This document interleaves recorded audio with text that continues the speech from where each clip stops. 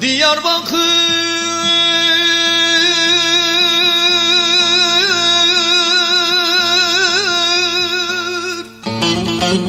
dağlarında yoruldum yattım, anamı babamı gurbete attım.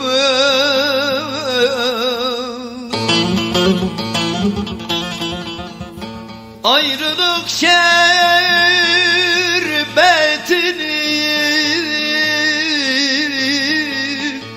Diyarbakır'dan tattım.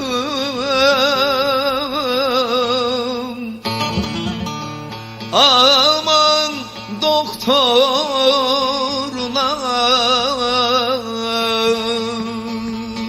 ben ölür müyüm? Ölmeden yavrumu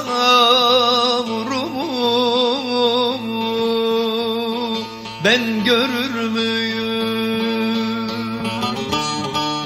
Celalım, celalım, güzel celalım, Diyarbakır içinde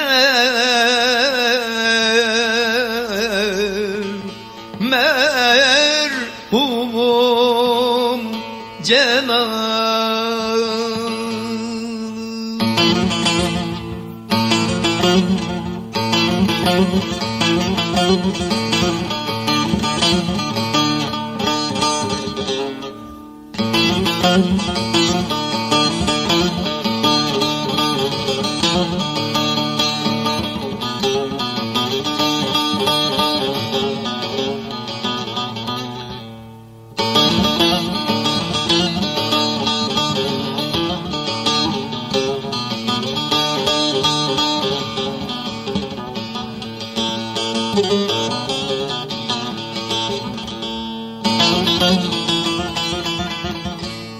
Diyarbakır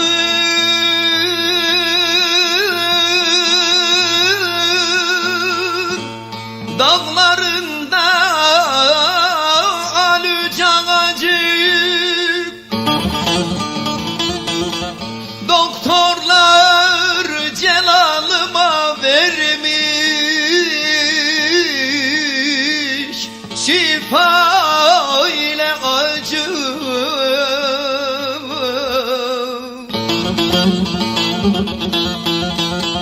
Ölmeden hazırlayın musallak taşı. Aman doktorlar,